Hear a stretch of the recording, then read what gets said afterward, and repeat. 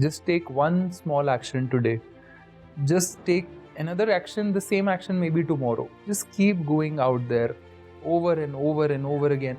And before you know it, you will actually end up probably discovering your passion also. So if you want to really become passionate about something and become successful at it, take out that non-negotiable 30, 40, 50 minutes, 1 hour, 2 hours every single day and do it for a really long time. Trust me, the longer you go, the less competition you will have. The harder things you choose, less people will be there. Just choosing the hard part, choosing the difficult journey puts you ahead of 95-99% of the people. So do hard things in life to become better and elite and successful and all those things that we seek. Welcome to this super special episode of the Find Your Ultra podcast. You're about to meet my friend Nishant Bhardwaj. Nishant is so many things. Nishant is an Ironman Triathlete, one of the faster ones from India. He's also a coach. He's the founder of Trifantry, which is also a podcast. He's the host of that podcast. He's also a corporate speaker. He's a professor at SPJain College. And he's also soon to be an author. Nishant came over to Delhi for this conversation and we really had a great time learning about the lesser known aspects of each other's life experiences, and we absolutely loved it, and I'm sure you will too. So let's dive right in. Without further ado, here's Nishant Bhardwaj and me in the Find Your Ultra podcast, episode 39. Indulge away. Nishant, welcome to the Find Your Ultra podcast. Hi Vipin, thank you so much. And please welcome me to yours as well, because I think we're going to post this. Welcome to Trifantry Chronicles, Vipin. Thank you. I think we have been waiting to connect and share our thoughts and jam together, I think, for the longest time. Yeah. We did try doing this couple of months back, failed miserably due to technical issues. But we had a good time. We had a good conversation. Absolutely. We had a couple of drinks as well. Yeah. I think jahan cha wahan raha, and as endurance athletes that we are, I think once you set your mind to something, you definitely do it, even if there is a DNF once. Yeah, yeah, that was a DNF, correct. Yeah, no, so I'm so glad we are finally here and doing this, and a good contrast with the super formal guy who's always decked up and a super casual guy. Looking forward to this conversation. You've been podcasting for a while, and I've seen some of those interviews, and it's great to get those insights of you. And I love your passion about podcasting as well as endurance sports. Yeah. You've been calling people from all kinds of endurance sports, so not just triathletes. You're a triathlete yourself. I mean, those who watch your interview don't really get to know you every time. You probably would have shared bits of you in different conversations, but let's get to know Nishant a little bit more. I learned quite a few things about you in our last meeting. Let's begin with this. What's the mission that you're on currently and why? Jumping right into the deep waters. Thank you once again, Vipin, for having me. And as you can see, I'm wearing a suit. The identity that has become part of my social side of it. But, that was never the idea to wear only suits, or some people might recognize me from one of those marathon in suit pictures. I'm the only Indian to have run multiple full marathons, 42.2 kilometers in a full business suit, both times at Tata Mumbai Marathon. The idea was simple. This was January 2020, pre-COVID, world was fine. A lot of events were happening. I thought, why not use this as a platform to get more of corporate people to marshal towards their health and fitness. So my idea, my funda was simple. Despite the constraints in your life, despite the paucity of time, despite the stress of your job, despite how difficult everything around you can be, you can still take out some time to work out. And if you can work out only for 1 hour a day, 5 hours a week, only 250 hours in the entire year, you can get any kind of fitness levels whatsoever. You can build a freaking body. You can run a half marathon. You can run a full marathon. You can even do a half Ironman distance with just 250 hours in the entire year. So that was the idea. There was no, it was not done out of intention of getting some kind of publicity stunt or getting some views and all of that. That did happen, but that was never the objective. Probably because happened, suddenly there are about 55,000 people running, struggling to finish a particular distance, 5, 10, 15, 21K, 42K. Suddenly you see a guy running a full marathon at 30 kilometers spot, and you see a guy in blue suit or gray suit running 42 with you with a bib on, and that was kind of a sight to see. So I think that's how it started, and that's the mission. Mission is simple: get your ass out of your office, wherever you are, just start working out, and do not give excuses about stress and job and this and that. Any form of workout. I love people who work out, and the rule I give most people is half sweat t-shirt rule, that if your workout has not given half a sweat of your t-shirt, then it's not a workout. With all due respect to all forms of movement and fitness and mobility, just make sure that you're sweating it out, getting all the toxins out of your body, just getting that endorphins, serotonin, oxytocins getting released in your body. That's the idea. Amazing. I love that mission. Going back a little bit, let us get to know what's your journey been like. Where were you born, raised, and what was your childhood like? And Sure. you're an army kid, right? Yeah. Tell us about that. So, I mean, my dad was colonel in the army. My mom was joint secretary in the government of Haryana. So both of them were working parents. And despite that, I was raised in an army environment. I did my schooling from 9 different schools across the country, right from Dehradun to Pachmadi to Siliguri to Chandigarh to Pune to Chennai. So a lot of places across the country. I've even studied in a school called Nalanda Vishwavidyalaya, which is the oldest university, because my dad got posted to Pachmadi during mid-year, and we could not get admission in the mid-year session. So we got admission in that Nalanda Vishwavidyalaya, where we used to sit by the river and have the classes for about 6 months, and then we moved to the next grade. So I've studied in Kendriya Vidyalayas, army school, army public school, convent schools, government schools, you name any kind of schools. That's been my upbringing.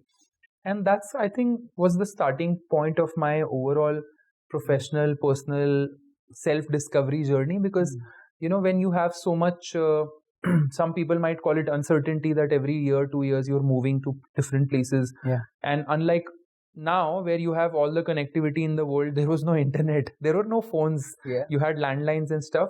Not that we are that old, but we did start as a landline generation. Correct. I think I was always exposed to all kinds of sports during my early childhood. And I had a younger brother as well. His name was Ishan. We lost him to blood cancer when he was just 10 and a half. I was 12. That was kind of traumatic time in my life. I mean, I've never spoken about this, but maybe a lot of trauma, a lot of emotions which were sort of buried deep. And I kind of started gaining weight from there. I was in just 7th class. When we lost Ishan, he was in 5th. And I was also just 12 years old, right? So as a 12-year-old kid, you don't know a lot of things. And for the next 4 or 5 years, I was gaining tremendous amount of weight. In fact, by the time I passed out of 12th class, I became obese category 2. And I was not fully grown. I was 16 and a half, 17, probably 5'8", 5'9". I'm 6'2" now. And I was just a 17-year-old boy who was 113 kilos. Wow. This is 2005. And I think that was the tipping point where it all started. My dad was posted in Srinagar that time. And I remember after my 12th class, you get those 20 din ki chutti, right? So we went to Srinagar cantonment area. And I was just 17. And my dad probably was 40 that time. And maybe 45. And a lot of our Sahayak Bhaiyas started thinking that I am my dad's chota bhai or something. Like, and that was traumatic. I was called like that. Ki saab ke chote bhai aaye hain. And that could be like a very traumatic thing, right? And I was, honestly, in their defense, I was fat. Let's not mince words here. Fat is fat. I was obese, I was fat, low self-esteem, a lot of struggles, image issues, and all kinds of things that happen to you in teenage. Plus the heaviness of being ugly and fat, and all. Not that it is wrong or bad in any way to the listeners. It's fine. But that's when I started. But that was your self-image, is what you're saying. Fat. Yeah, that was my image of me. Very low confidence. I mean, I think when you have certain limitations in your life, and when you start overthinking about it over and over and over again, and they become like your handicap, and you start obsessing about it, it just becomes your self-image. And that's what happened to me. I was in a dark place, and I had just lost my younger brother also. So those 5-6 years, I think, were really bad as a young teenager. Then my dad took me under his wings. This was 2005 in Srinagar. I still remember that incidents very vividly, because I don't know, something happened that day. It was very cold. My mom was there. We were in a army officer's mess. My dad came home from his office with his briefcase, wearing the entire Fauj ki fatigue, with full uniform and everything. And he said, "Nishant, enough is enough. Let's. I will train you. I will teach you. I want you to learn 3 things from me." And that day, and I still remember it. I think I might even remember the dates. And this was 2005. This was 25th, 26th of March 2005. After the exams, 12th exams and all, he told me, after coming from the office, we had lunch, sat down in the mess, and he told me, "I'm going to teach you 3 things. You have to follow them for the next 1 year, and then come back to me on the same dates on 1st of April 2006. And if it doesn't work, you can stop it, continue to do whatever you want to do." That's what he said to me. And he said 3 things. "I will teach you how to run." I said, I can't even walk. I'm like fat. I was genuinely fat, right? If you remember, Family Number 1, there we used to watch a DD1, DD2 पे एक Family Number 1 करके आता था. उसमें एक character था तूफान, who was like the biggest, bulkiest fatso in the family, and everyone was like tiny bit. I was like that. I might even have some pictures. I'll send it to you sometime. He said, "I will teach you 3 things. Number 1 is running. I don't mind how much you run, but I will teach you how to run. Number 2 is I want you to go and lift weights in the gym. And third thing is I will teach you what to eat and what not to eat. But you have to follow these 3 things. I'm telling you as a father, you have to do this for the next 1 year. And then come back to me if it doesn't work." That was the day when I decided blindly, and I was shattered because I was just called by bhaiyas. Like, I was compared to a 45-year-old man when I was just a teenager, 16-17 saal ka. And I started my journey from there. I remember hitting the gym thrice a day, twice a day. From there itself, he taught me the relationship with food. First time ever, while I had read it in my biology books, what are micronutrients, but he taught me, actually picked up the food groups. This is fiber, this is fat, this is good, this is bad. Like a kid you teach, no? This is triangle, this is circle, that kind of. He taught me the basics of lifting weight. And then he taught me how to start running by walk jog techniques. 100 meters is pole to pole, bhago, walk karo, bhago. These 3 things. And trust me, by the end of 31st of March 2006, I lost 32 kilos of weight in 1 year just by listening to my dad's 3 things, which is about lifting weights, running, and relationship. That's when my journey started, 2005, and never stopped. It's been over 19 years since I've been doing it, and just loving every single day of it. Right. That's amazing. It's an amazing transformation story. I'm thinking about the average person who's being somebody who's always, pretty much all my life, struggled with weight. There are phases that you go through, you lose a little bit of weight, you gain it back. And so there are people with that struggle. There are some people who, in one attempt, like bulldoze their way through it and then never, and hats off to them. Like, it's not like you've had it easy. You've just been disciplined after that and various other things you've done. But, there are certain mental struggles and various other things due to which people, cannot get past a certain threshold. So they start and they fail, and then they start and then they fail. Let's say your father gave you those mantras, right? And you started. Being overweight, it must have been very difficult for you, and you would have felt like giving up and not going. Like, how did you sort of get over that? Absolutely knockout question, Vipin. I think, if you look at it, these are not new concepts, right? Telling you how to run like 1K, 2K, 5K, ya fir lift weight, ya fir eat well. These are, in itself, they are not like any जादू की छड़ी, और they are not mantras which you ऐसे on off switch नहीं है.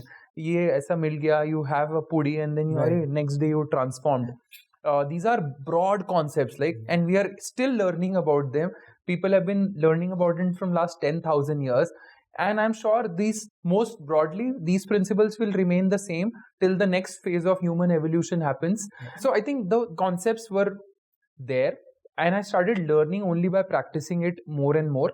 But coming to the other question, which is, see, if you have reached at a certain stage and age in your life, and you've reached a certain, any position or any aspirational summit of life, which most people want. It could be finances, health, fitness, relationships, monies, power, anything for that matter. What I've realized is that it's the journey, and it's everyone starts out the same. Some might have talent, some might have resources, some might have whatever, X amount of wealth, X amount of things, a starting point. But at the end of the day, it's a one step at a time kind of a journey. Every single day you have to keep showing up, keep showing up, keep showing up. And only after you've taken the first 10 steps and the 50 steps and the 100 steps and the 1,000 steps, and then every day after that, only then you can actually reach at a summit of life or summit of that particular field. And to the people who are suffering from mental issues or not at the right place, not able to find motivation, to them I would really earnestly request that probably, let's do a lot of self introspection and look at it. What is stopping me? Is it my attitude that is stopping me? Is it that I've given up on life? Let's list it down, let's just take up a pen and paper and let's see what is stopping us, those 10, 20, 30 things. I dare you today that once you start writing those 20 reasons that are stopping you, you will not be able to find more than 10 reasons that are actually stopping you. So all the demons, all the limitations, the barriers, the speed breakers that you've put in your mind are actually only in your mind. Nobody is stopping you to go out there and just put in one day's work. So that being the umbrella concept, but the micro concept is not feeling like it, don't want to work out, or don't want to read this book, don't know where to start about your building your wealth. Just start by going out for 10 minutes. Just go out, just get ready, go out, just go for a walk, run from one pillar to another. That's step one. And now do it 10 times, then stop, sip some water, then go again. When it comes to a book, you will not be able to read 200 pages. You don't want to, because you have 300 pending reels to watch and other things to do. Let's start with just 2 pages. Reading 2 pages will require less than 5 minutes or 10 minutes. Let's go one by one. And the success mantra here is only one thing, that if you really want to do something, set one non-negotiable time in a day for which दुनिया में चाहे earthquake आ जाए, flood आ जाए, कुछ भी हो जाए, call हो जाए, anything happens, you will not give up on that time. That 10 minutes, 20 minutes, 30 minutes, 40 minutes, take out for learning that skill, for giving it to your body, for giving it to your mind, or skill, some software you want to learn, AI you want to learn, wealth you want to create. Just take out some 30 minutes. It could be best things are done in the morning. Try to finish it off first thing in the morning, 4 o'clock, 5 o'clock, 6 o'clock, 7 o'clock, before the day takes over. Just finish it off in the morning. You will win, and start stacking your wins one day at a time. And the concept of 1, 10, 100,000, what I was just speaking about, you will be amazed to see the progress that you will make only in 1 week, 2 weeks, 3 weeks. And that's what I believe. I think that's a super important point about getting clarity. You mentioned when you do some introspection and write down the sort of things that are holding you back. Right. I think that's sort of there is something about gaining clarity, because I journal and I do have these thoughts every now and then. Yeah, one of the thoughts was lack of clarity leads to inaction, and inaction leads to feelings of lack of self-worth. And that leads to unhappiness eventually. So lack of clarity eventually leads to unhappiness and various other things. Yeah. When you get clarity, like you said, these are the things that you need to address. There's no escaping. You're bound to take action. Absolutely. Yeah. I think Let me flip the question now and ask from the perspective of Trifantry Chronicle. Sure. So this is a question which I ask right at the beginning, and since we are still setting up the context, Sure. and you've known everything about me, about so many of my aspects, I want to ask you. You are an ultra endurance runner. You have done multiple 100-milers, 100 kilometers, so many races, and some of them you have done barefoot as well. How did you? Let's go back about your background and how did you get started on your running journey? Okay, so for one clarification, I've not done multiple 100-milers. I've only done 100 miler. Okay. I've done multiple 100 Ks. Yeah, okay. and a 200K as well. But my journey began a long time ago and over a decade now. And I started running to lose weight. And as I ran more, I realized losing weight has a lot to do with nutrition. So I've recently studied nutrition as well. And yeah, I'm still on that journey. But as I started running, I realized that there is a lot more that my body is capable of, and I could go longer and longer and longer. And I was, fascinated by the ability of my body to go longer. So I wanted to explore longer distances and see how long I can go. So after half marathons, 50Ks, 100Ks, and then 100 miles, and then when was your first race? How did you start? Why running?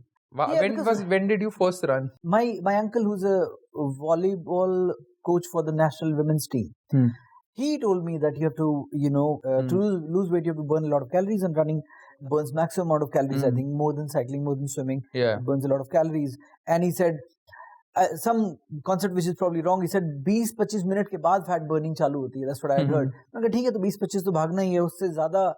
So this was which year? This must be really early. So I say 10 years of running has been since I ran my first event, but I've been running before that. Okay. Never timed, never with a watch. Just same here. First event would be in 2013. Okay. Yeah, I've spoken on my podcast a couple of times about it, so I'll be very quick about this. I wasn't sure what a marathon is. I just saw a bus passing by and I went home and Googled what a marathon is and I signed up for it. But I realized you get a medal at the end of it. I didn't know you get a medal as well. So I thought, okay, but 42 kilometers is a lot, dude. Like, मैं आधा पौना घंटा 1 घंटा भाग लेता था तो मुझे लगता था कि challenge है तो कर सकते हैं. But I didn't, because I wanted the medal, because you're paying for it as well. So I had medal तो चाहिए तो एक half का भी option है. I signed up for the half, but I was going to do a marathon because ये पहली और आखिरी बार कर रहा हूँ ये मैं चीज़. That was in my head, and I signed up for the half, showed up for the full. So on the event day, I saw so many people. For the first time, I'm at an event, and I started running. I ran the half for the first time ever. 2 घंटे 2.5 घंटे में कुछ half हो गई, and I was like, आधा तो हो गया, आधा ही बचा है, and and the journey after the first 21 became the second loop became very, very difficult, and every passing kilometer felt like forever. And I conveniently stepped aside around 28 kilometers that I can't do this. And then there was this senior lady, must be in her 60s, was running past, and she saw me and saw me with the bib. And she was like, why aren't you running? I said, I'm not finishing. And she didn't listen to me. She grabbed me by the hand and she said, come with me. So I ran with her and I was like, auntie, kab tak bhagengi? Chal leta hu saath mein. Wo dheere dheere bhag rahi thi, and I ran with her slowly for a bit. And then, I gave up again around 38 kilometers or something because my body was finished. Because you know what a marathon is, right? I was dead. But then on the horizon, I could see people on both sides of the road starting to clap for you, and I was like, okay, ye nayi cheez hai. This is very different. So then I continued running with her, and eventually we finished in, I don't know, 5 hours something, 5.5 hours maybe. And she finished and went to the left, and I finished and I went to the right. And there were great scenes on the left because she, like I said, she was in her 60s. Her family was there, and they lifted her, and she was crying. Family was crying. There were great scenes all over. And here I was on the right with nobody there, and I was limping, hobbling my way, and I was overcome with so many emotions. I was crying non-stop, and which was strange. Why I couldn't understand and process those emotions. What were they about? एक बात तो clear लग रही थी कि I have done something special. मुझे feel हो रहा था कि इतना बड़ा चैलेंज शायद मैंने लाइफ में कभी नहीं किया था. And yeah, it did feel like winning an Olympic gold medal to me. And And looking at those scenes, I was like, where's my family and where's everybody? And यहाँ नहीं हो तो सारे मर जाओ, मुझे कोई परवाह नहीं, because you needed to be here. This is the most special moment ever. Then I cried and hobbled to my car, and then I sat in my car and cried my guts out for half an hour there, and then went home eventually, because it was a deep experience. And then I was done with it. Like, medal लेके मैं घर चला गया था. Half marathon का medal था, but I had run a full. I know it. Like, medal half का, certificate भी half का है. But I knew what I had done, and that was the end of it. So every time somebody would ask, when is your next marathon? I was like, no, like, और भी काम है भाई life में, ये थोड़ी करना है. I had to achieve this, and I've achieved it, and never again. So I didn't run for a year and a half, nothing at all. And so, which is why this is the wrong way to get into running. And but that was my introduction to. Wow. They say that real men don't cry. Clearly, those men have never run a marathon. Those real men that they talk about, especially from the north, they should definitely run at least a half marathon. They'll realize what pain is and what emotions is. Great story, Vipin. I think clearly a message that comes out of this story is everyone should try to run at least one full marathon in their life. It will change them, the way they perceive life, the way they see things, the way they know the limitations that we have put in our minds and our eyes will be completely shattered and broken, and you'll be able to discover so many things about yourself that you never knew. And I, in fact, invite everyone, if you are listening to this through any of the mediums on social media, if not a full marathon, just enroll yourself for a half marathon 6 months from now. And train for it. When you train for it, that journey will change you. That finish line will be a culmination of your journey. So it will change you completely, and clearly that's how I think it changed you for good, and here we are. Yeah, in the Ironman journey as well, like they say, it's not what you've achieved, it's who you've become in the process. So in your journey, Nishant, your relationship with your father has been pivotal, and there was a moment, like one was about your fitness, but about the Ironman. Please share that.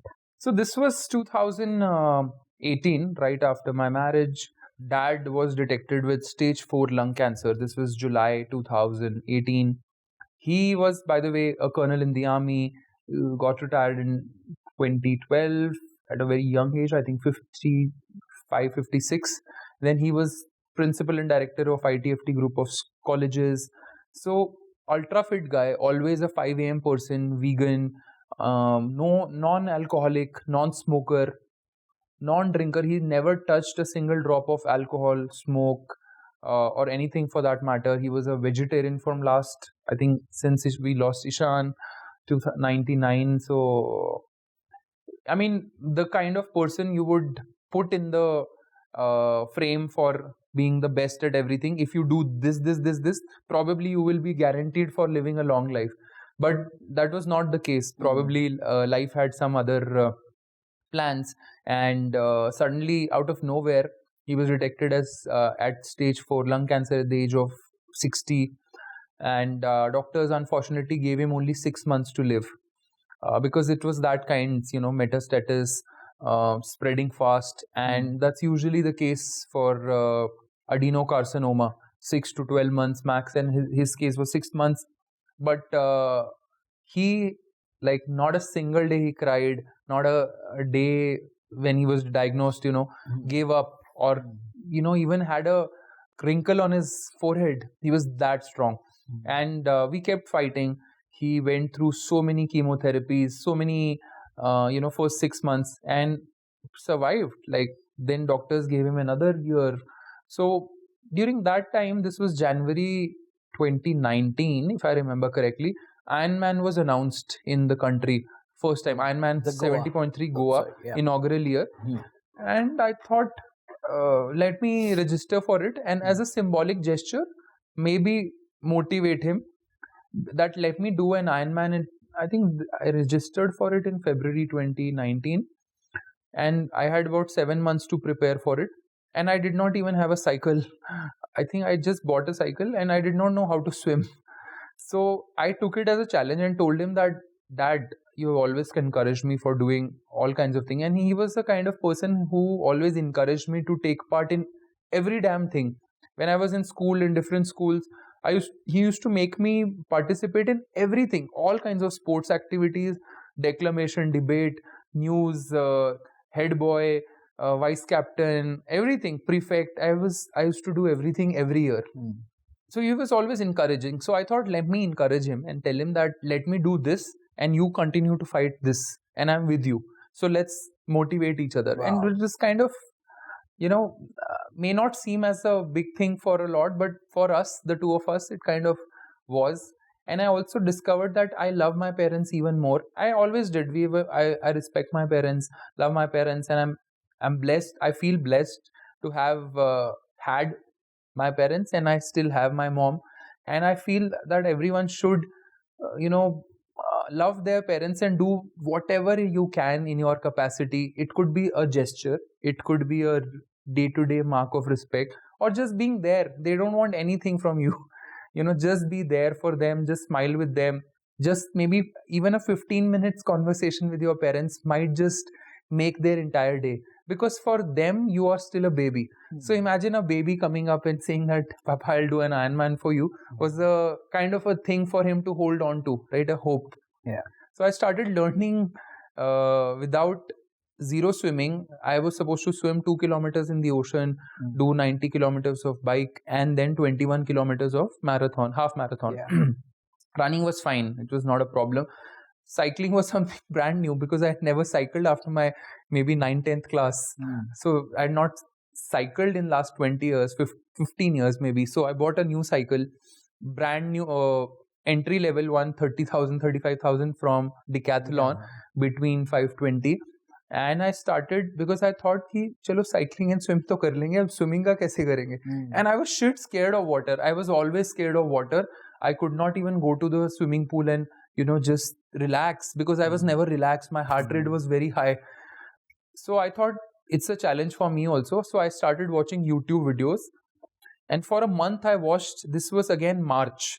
February you had signed up. February I had signed up, and एक महीना ऐसे निकल गया cycle और run करते, and I didn't know how to do. And this was only 6-7 months from now. Right. So I started watching YouTube videos, and after a month, and I still have those pictures. If I tell you, I was so shit scared. I used to put up those buoys, floating things, just to be able to float on a shallow side. I'm 6'2", man. So this is embarrassing. I had 5-6-year-old kids next to me in the pool who were like swimming, and I was like shit scared. I used to literally cry of being scared. But a month passed, and every day I used to watch YouTube videos in my free time, 1 hour of swimming videos. Every single day, one hour. And I learned swimming after that in a month just by watching YouTube videos. I'm not kidding you. Wow. I mean, I overcame my fear. I started swimming, and another month passed by, and then I signed up with a coach to do a triathlon. This was April 2019. So 6 months before the race, I thought, chalo, swimming, cycling, running individually seek liya. And I spoke with a lot of people. I have this thing about, if I want to approach something, it could be a challenge or anything, I want to reach out to the best coaches, the best people, mentors, so that I can learn and not make mistakes that normal people would. Right. The teachers, coaches, mentors, people who have been there, done that, kind of help you to avoid at least 70 to 80% of the mistakes which a normal person will most definitely make. 100% you will make those mistakes. So I thought, I don't have a lot of time. Let me reach out, and reached out to one of the coaches based out of Pune. So that's when my journey actually started, end of April. But by then I had learned how to swim 200-300 meters really badly, but whatever. And then we kept on training. I kept on, every day I used to train, and I used to share, wake up at 5 o'clock, send a message to him. And he also used to wake up at 5, make sure that, we are up. And he was always a 5 a.m. person.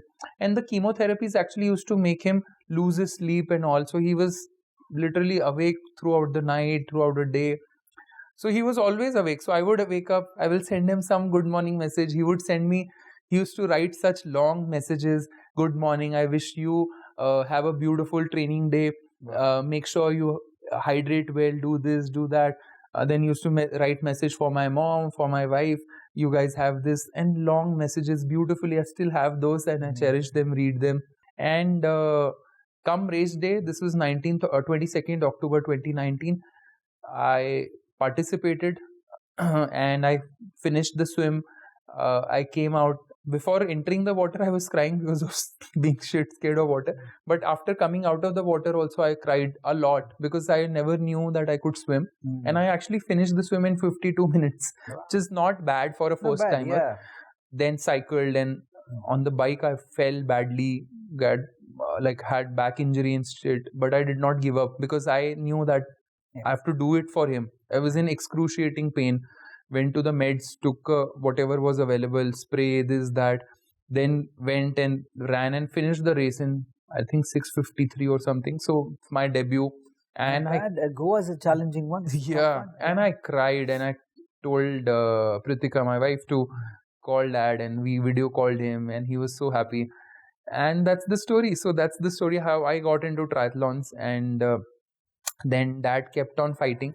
Ultimately, we lost him. He fought for another 2.5, 3 years after that, despite doctors giving him only first 6 months in the first phase and then another 6 to 12 months on. But he fought for 4 years. So we lost him on 15th May 2022 last year due to metastasis of lung cancer into bones and then brain and all of that. But if this story has to be summed up, if you have love and if you have hope, I think you can do anything. You can defy science.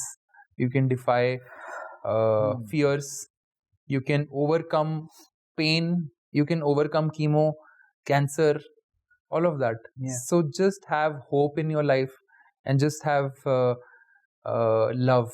I think with love and hope, you can conquer anything. Yeah. What an amazing story. I'm really sorry that you lost him last year. No, he's there watching us right now. Yeah. So yeah, but no, it's listening to the story, my heart is full.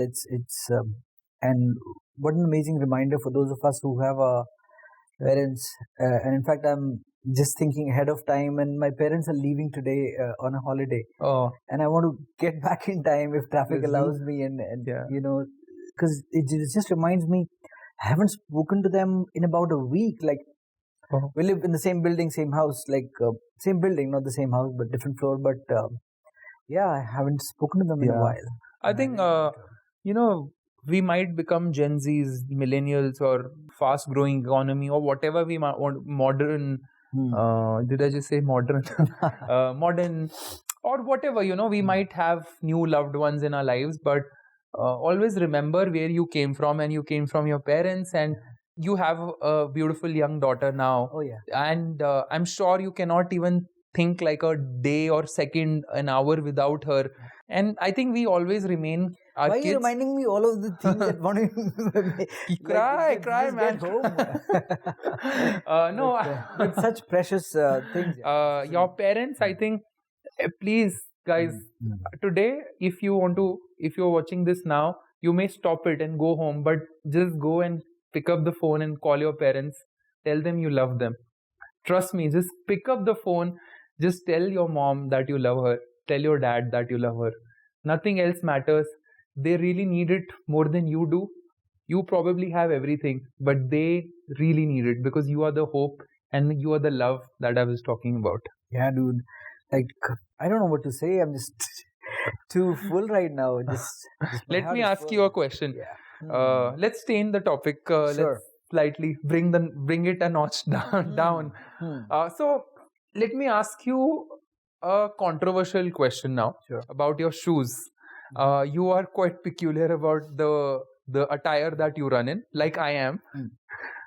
I think we are two peas in a pod, but in a different pod. Yeah. Most of your runs, long runs, and you have been proponent of running barefoot as well as in shoes as well, Luna sandals as well. Yeah. What is the difference between these three? And someone who's watching us for the very first time, who's an early adopter of running, what do they do? What is the right footwear for them? And how do they sort of protect themselves from the barrage of thousands of brands that are coming in every single day? You have the shoe height getting increased, number of layers of carbons getting increased, vapor this and zoom that and all of that. What is your take on it? And be brutally honest. I don't think we need shoes. You don't think you need shoes? Yeah. You just killed $100 billion industry of apparels and shoes. Yeah. But I still run in shoes as well as barefoot. And I run in shoes simply because the surfaces around are not always conducive to barefoot running or even minimalistic running a lot of the time. And so, some of the races you just can't imagine doing in minimalist footwear. Yeah. That's the only reason. But trail running, for example. Yeah, absolutely. Not easy. Even like Bhati Trail in Delhi is a walk in the park. It's not a very difficult trail. Okay. But it has sections where you just can't do barefoot. Okay. Even in shoes, you get a lot. Like in my first 100K, I got a lot of blisters. Despite wearing shoes. Despite wearing shoes, yeah. But I mean, I've learned about barefoot running through my friend Milind Soman, Abhishek Mishra, who lives in Gurgaon itself. These guys have been running barefoot for the longest time. I've been doing this last long run with Milind Soman for the last several years, and this is the first year I'm going to be missing out. I think. What is the last long run? So last long run is a concept that Abhishek and Milind started, which basically is we travel to a destination and we run from one city to another. Okay. We start the run on the 30th December morning. We run all day on 30th, and then we sleep for the night. Let's stay for the night. Then on 30th December. 30th December every year. And 31st December morning again, we begin the run from where we left off. And then we finish at a different city. And it's invariably a beautiful location all the time. And then we celebrate the New Year there. That's New Year's Eve. That's New Year's Eve. So starting at 12 o'clock at night, 30th of December. Yeah. Then finishing off. No. 30th December morning we begin. So we don't run at night. Okay. Safety issues and various other things. Okay. So 30th morning you start. It's a longish run. You typically run how many? So typically it's a 120 kilometer run. So 60 kilometers on 30th. Okay. Day one. 60 and sometimes. Last long run. So that's been your tradition from last 7 years. Yeah. So we've run. We run at some beautiful locations like. I think Una to Dharamshala in Himachal. Then the following year we ran in Sri Lanka, Colombo to Unawatuna. Wow. And the following year was in Japan, Tokyo to Mount Fuji. Wow. It's always gorgeous. And then, Northeast and Rajasthan, various other places. So, and this year it's happening in Tanzania. Oh, wow. I'm missing out because this year I've had a terrible year. I just had a surgery. Yeah. So, But anyway, coming back to the point. So I spent a lot of time with Milind on all these runs and we do discuss various things. And because Milind runs barefoot or in minimalist footwear wherever he can, and so does Ankita. Ankita is a great friend of mine. Better friend of mine than Milind. But Ankita is Milind's wife. Yeah, so both these run barefoot. And Milind keeps trying to convince me of the fact that he said... So a couple of things that I am also already convinced about is the fact that when you run barefoot, you are running more natural. So a couple of things happen. One, when I started running, people had been telling me कि soft landing karo, hard landing mat karo. I never understood soft landing. क्यों करनी है, कैसे करनी है? Because I've got cushion in my shoes and that protects me and gives me no feedback about my wrong, heel strike and various other things. Barefoot चालू करोगे आप heel strike करोगे, आपका धक यहाँ फील होती है सर में. It sends a message up your body that you're landing wrong, है ना? तो heel strike नहीं करके दूसरा soft landing होती है. तो because you're barefoot, पत्थर वत्थर का you're very mindful, right? You do not go dum like you can do with the shoes. Barefoot probably not even looking at the road half the time. Exactly. और यहाँ पे you're always mindful, so you're landing soft. कि अगर कंकर पत्थर पे आएगा भी तो बहुत जोर से नहीं land होगा. Right? Okay. So that helps a lot in soft landing and helps correct your form, right? And cadence you'll see automatically. आप छोटे कदम लोगे और आपका cadence भी improve होगा और आप soft landing भी होगी और heel strike नहीं होगी. तो shoes were invented just because of this, right? So Milind keeps on saying this that human beings when we run, अगर हम गलत भाग रहे हैं, वो your knees are giving in because you're landing wrong. उन्होंने क्या किया कि भाई आपको जो गलत लैंडिंग हो रही है उसको फिक्स करने के लिए शूज बना दिए और कुशन दे दिया ताकि आपको उसका फर्क नहीं पड़ेगा. So now you are saying you are accounting for an error instead of fixing the error. You are saying ये कर लो, एरर का नुकसान कम होगा. Correct. That's not the best way, right? That's the prescriptive way of solving a problem rather than correcting it in the first place. Absolutely. And then you read about the Born to Run book, the Tarahumara tribes and all those guys. They've been running for forever barefoot and they never get injured. So it is the shoes that do cause all those injuries. Really? Yeah. But if we if we go long enough, and there are arguments on both sides. A lot of elites do need. Maybe if you're in the top 10% of the performers, maybe you do need them. I'm not there. I've never experienced that sort of a life. But do you? Let me ask you another thing. Follow-up question. Then do you think that barefoot runners cannot be fast runners? Can they be sub 3 hour, sub 2.5 hour runners as well? So barefoot. So I'm forgetting the name, but the Indian record for marathon is 2 hours 10 minutes something. And the name begins with S, and it's just so silly of me to forget the name. It was made barefoot. Oh, wow. Yeah. So they can definitely be fast runners. And there are a lot of fast runners, I know, who run barefoot. Yeah. So they can be. I mean, you just have to train. Okay. Yeah. Okay. So, but like I'm a newbie and I've just joined a group and I'm seeing all kinds of fancy brands. Yeah. And it is very easy to get swayed by certain brands, right? You have Nikes, Adidas, Reeboks, Pumas, and Asics, and 100 other brands. Yeah. And nothing against any brand, right? But where do I begin? Like, you would hardly find 1 in 100 kind of runners, not even 1 in 100, probably 1 in 1,000 who's a barefoot runner. When you don't have access to information, when you don't have enough influencers to sort of guide you towards barefoot running, then what do I make of it? Yeah, I think in today's times, and AI is here. I was just going to say Google, but we can Google, and there's plenty of information about available about barefoot running and stuff like that. As far as shoes are concerned, I'll be very honest. I'm not an expert, and I'm sure there are experts. I know some people who know a lot about shoes, zero drop, and this and that, and I've tried various kinds, and I've tried various brands as well. I'm currently wearing Hoka's. And that's sort of extreme, right? So barefoot se leke like really thick sole. But I'm not an expert on shoes. I'll be very honest. But if you want to learn about barefoot running, Born to Run is a great book, and there are so many talks available on the internet about barefoot running. Okay. So, like as a beginner, we all, I think, because now we don't even walk barefoot in the house, right? We have all kinds of chappals and whatnot. We are never barefoot except for when we are sleeping on the bed. Is there a starting point, like a 2 or 3 step thing? How do you start your first run, first few runs? Or can we like experiment when we are doing those slow runs once a week or something like that? What is your prescription around it? Yeah, so the way I was taught about this is exactly this. You begin with barefoot walking, maybe your recovery walk. So after you're done with the long run, or every workout really should be accompanied by a warm-up and a cool-down, right? So maybe your cool-downs can become, barefoot.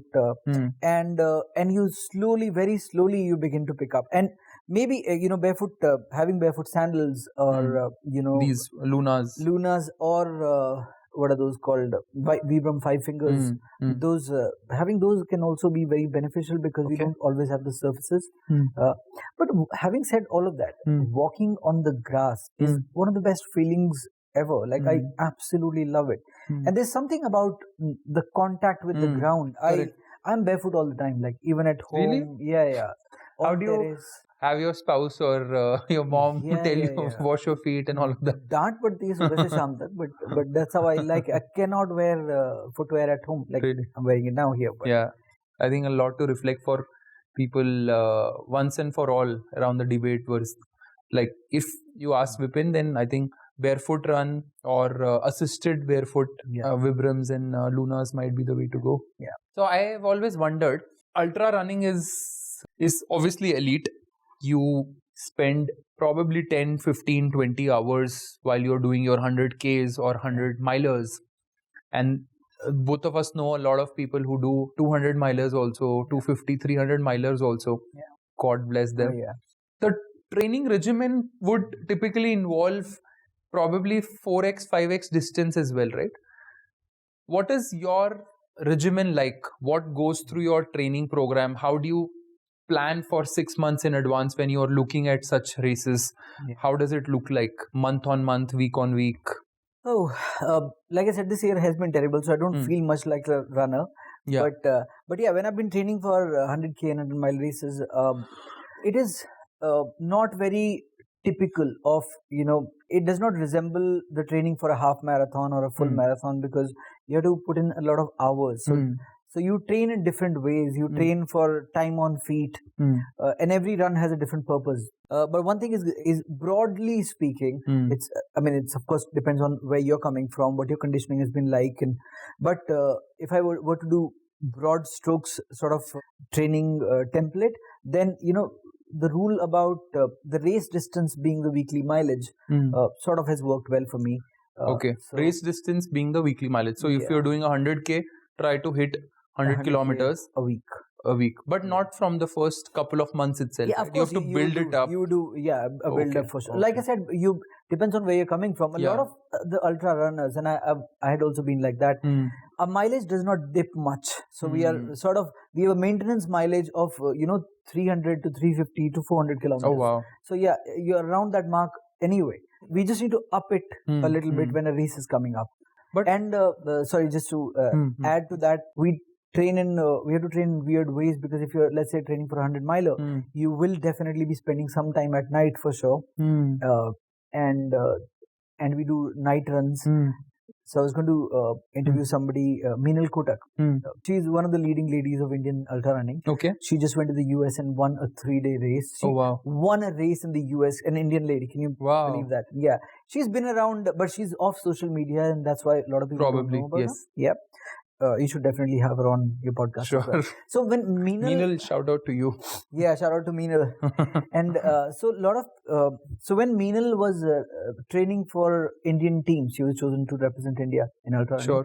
So Meenal and another friend of hers were training for the national team. We were running to support them. Okay. So there's this loop around Nehru Park. 1 kilometer का loop है. वहाँ पे embassy area, so it's safer at night. It's just 1 kilometer. वहाँ पे हम गाड़ी लगाते हैं और we run all night. 12 घंटे, 13 घंटे, and we've done 16 घंटे की runs in training there. My God. Yeah. Don't the guards sort of get alerted, or they? No, so the guards know all of that. Guards will protect you. So it's sort of safe for girls also to run around that area. Wow. You would tell them that we are going to be running here. We are not a threat. Everybody in the area knows her definitely, and some of us as well by now. Oh wow. Yeah. So वो गाड़ी में हमारा aid station होता है. उसमें जो भी है chips है, all of that food that we need is there, and then we are just doing loops of that for the night. And there's this really interesting incident that I shared in another podcast with Alfie. Meenal को 16 घंटे की run करनी थी. That was the mandate, right? And 16 घंटे.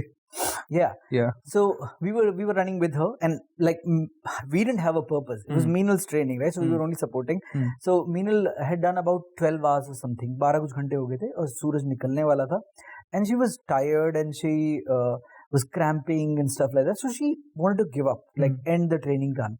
So she stepped aside and called her coach, Alfie, okay, I don't think I can do any more. So we were all happy कि चलो घर चलेंगे अब, right? But coach said, no, you can't go home. Do one thing, start walking. So she started walking.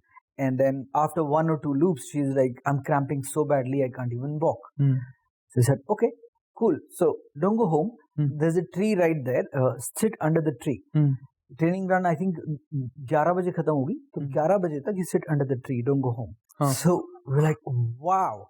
Okay. And then she sat under the tree for a little bit, for 15 minutes or so. And then by that time we had done 1 or 2 rounds. And then after that, what is she going to do? She stood up and she started walking a little bit again. And then before you know, she was running again. And then she finished her 16 hours. Wow. And you're like, wow. It was an eye-opener. Like, crazy. Yeah. Wow. Like David Goggins says, no, just when you think that you're given everything, your body is over, your mind, you cannot move forward, you're probably only 40% done. Yeah. You still have 2.5 times to go. Yeah. Yeah, what a lesson it was. And she's an elite, like she's representing India. So she feeling like that, feeling like giving up, and then us to watch it so closely and then discover the fact that she still had more. And everybody, I think all of us, but hats off to the coach for suggesting that. पेड़ के नीचे बैठ जाओ, घर नहीं जाओगे. Excellent. I think a thought comes to my mind about being elite. most people, only end up seeing your success and this is a very cliched line, of course. When I say success, it could be social success, it could be professional success. Look at that person, he's a CEO, or she's leading this organization, she's a board of director, or she's part of this elite group of runners, or actors, politicians, all of that. And we only see their glamour and all of that, right? The blings. But nobody sees that.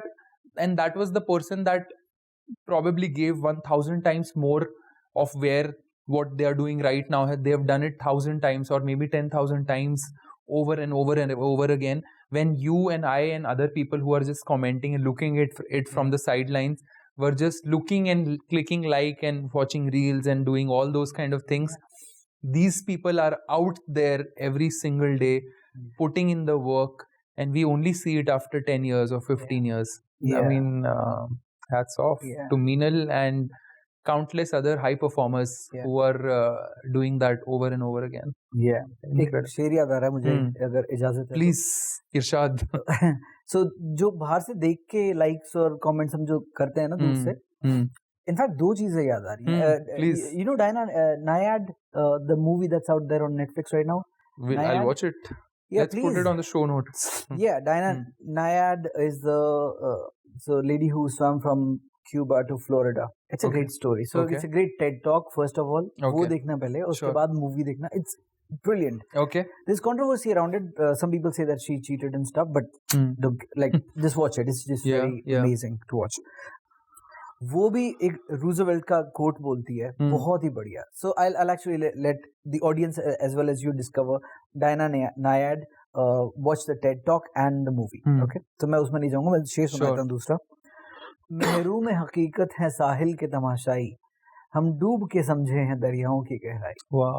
जो साहिल पे खड़े हैं ना, वो जितना मर्जी gas करते रहेंगे, जो मर्जी करते रहेंगे. The one out there fighting, losing, falling and getting up and getting their hands dirty. Absolutely. Incredible. I think another thing which is a takeaway from this discussion, this podcast, is that just take action. Just take one small action today. Just take another action, the same action maybe tomorrow. Just keep going out there over and over and over again. And before you know it, you will actually end up probably discovering your passion also. So why I want to bring this up is because, when I have these conversations or when I put out a lot of content on social media, LinkedIn, and people ask me that how do you manage so many things, or how do I, like, you have passion, I don't have passion. You are really passionate about fitness, that's why you do this. How can I do this? I get this question a lot of conversation. I mean, trust me, this is coming from a obese category 2 guy, really low on self-esteem, low motivations, high testosterone, all kinds of daag, dhabbe, all of that as a teenager. This is talking 2005. Fitness was not my passion. It was only through the rigors, it was only through pain, it was only through showing up every single day that I realized that this gives me a better high than food or snacks or anything else that can ever give me. Everything else seemed to be artificial at that time. And the kind of oxytocin, serotonin, dopamine, endorphins, I call it the EDSO, that gets released in your body after a hour of workout is irreplaceable. No drug can ever get you there. And that's how you probably discover passion as well. It was never my passion. And similarly, it's the case for, passion for teaching that I have, or coaching, or anything. I love writing. And you can discover yours. It could be for guitar, it could be, I don't know, influencing can be a passion, right? If you are really good at it. But do you think every influencer that you see today who's 1 million follower, 2 million follower, we only see their success, right? Again, they are buying all these fancy things, going to these fancy places. They've reached there when they were creating content back in 2013, 14, 15, 16, 18, 20. They've been doing it for 10 years. They have made those 1,000 really shitty videos first to become an influencer that comes naturally to them. Even actors and everyone. So if you want to really become passionate about something and become successful at it, compartmentalize your time. Again, coming to the same thing. Take out that non-negotiable 30, 40, 50 minutes, 1 hour, 2 hours every single day and do it for a really long time. Trust me, the longer you go, the less competition you will have. The harder things you choose, less people will be there. The tougher journeys that you tread on, lesser people will be there, and you will be actually more successful. Just by showing up, just by doing it, you are more successful than 95, 98, 99% of the people. Just choosing the hard part, choosing the difficult journey puts you ahead of 95, 99% of the people. So do hard things in life to become better and elite and successful and all those things that we seek. Couldn't agree more. Yeah. In fact, I was just the point about them creating, shitty videos first. I recently came across a reel, I think, put up by Nitin Kamath, or is it Nikhil Kamath? One of those guys who's doing really well in podcast now. So, Nikhil's What the Fuck podcast. WTF. Yes. So I think Ranveer Labadia and Mostly Insane, what's her name? Prajakta Kohli. Prajakta Kohli. Or Tanmay Bhatt. So all these guys were there, and they were showing... Nusair was there from that 1 minute videos, the fourth guy. Yeah. I think, and they were all showing their first, their initial first videos. Oh, really? And it was really good to see that, because they were all looking like guys who didn't know what they were talking about. Like, imagine Ranveer Lavadi and Prajakta Kohli, who look so natural now, and look at their first videos. It was so inspiring for me. Like, it was motivating for me to watch that. Like, I am still very camera shy. You've been on the camera for a while. I still dread recording introductions and various things. But yeah, those guys look terrible in their first videos. So I think just doing it. Yeah, I think getting your first really scrappy draft out there, even for your book, and it's a note to self as well. Getting first run or first 10 and then first 100 and then first 1,000 is the important part of the journey, and that's how you learn. Probably you will fall in love only after the 100th video or 100th page or 100th attempt. In fact, the most successful people, like James Dyson, for example, he's a billionaire owner of the namesake Dyson Industries, the famous all kinds of air conditioning and all those equipments, right? And I think girls might just kill us, because what is that? Hair rollers and whatnot, which are $50,000 and whatnot. He made more than 5,700 attempts to make the first vacuum cleaner. So imagine now Dyson vacuum cleaners are the industry standard, the gold standard. And he created it taking like more than 5, 6 years, 7 years, and he made more than 5,700 iterations of that one product before becoming a success. Thomas Alva Edison, first light bulb, right? 10,000 attempts. Imagine. So, I mean, don't seek the elite status, because you won't survive there for an hour if you've not put in the work. Don't seek power if you've not been through the entire journey. Don't seek money from get-rich-quick schemes, because it's not gone. Nothing ever worth its salt will last you if you get it like this. Hence, my philosophy in life is that I want everything slow. I don't want fast success. I don't want fast body. I don't want fast journey. I don't want fast power, fast designations. I want to love the slow life. I want to live the slow life. Get rich slowly. Get fit slowly. Run your long run slow. All of these things, that's the joy, and that's how you appreciate the process. And I think that's the so this is something I've learned the hard way. When we met last time, we talked about 75 hard and all those challenges, right? So I mean, each to their own, and a few of my friends are doing 75 hard, and that's and it's inspiring to watch them. Absolutely. So one thing I'm now beginning to appreciate is the slowness and the longevity of things. So I think the permanence of things is actually dependent upon the longevity of them. So jitne jaldi ko change aayega. So 6-week challenges. They maybe they'll work for you, but मुझे जो लगता है अपने experience में, जितना जल्दी वो काम करते हैं, उतनी जल्दी वो काम करना बंद भी कर देते हैं. Correct. So if you focus on doing things that you can do forever, 10 years and stuff like that, and of course not saying marry to a particular way if it's not working. Of course, keep evaluating as you go, but don't make temporary changes that you will not be able to sustain. Correct. So sustainable changes अगर हम लाने पे और उन आदतों को build करने पे काम करेंगे. You talk about longevity a lot. You're writing a book. Yeah. That naturally brings us to that. Please tell what your book is going to be about. I think, like I said, how we started our conversation around corporate fitness. So the central theme is corporate fitness. I have seen multiple cases of early demise of colleagues, and I'm sure a lot of us are now hearing so many cases of early cases where people have not been able to take care of their health and are passing, which should not be the case, because we are the future of our country and the world. Probably we need to live longer, we need to be healthier, and we need to be in the top shape possible. So the mission is about the book also to give a framework to average Joe who's doing 8 to 10 hours of work and travel. How can you get started on your fitness journey? Certain things that will help you to live a longer, but at the same time healthier life as well, and give you a framework. I talk about the 250 fitness rule mantra. I talk about the broad strokes of micronutrients, the role of sleep that plays.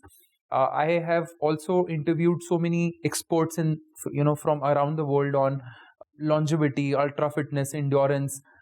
Our common friend, as well as host, the guest from our podcast, Everester. So many individuals have been speaking about, from many, many years. And there are excerpts from those interviews also in the book that gives you how you can actually chart out your own journey on fitness without becoming too boring. So there are anecdotes and stories which will help you to make that mind, and it's going to be a light read, but something that you can, maybe one or two things if you can take away, is that fitness is not really complicated. Don't need to listen to 1,000 influencers that are out there.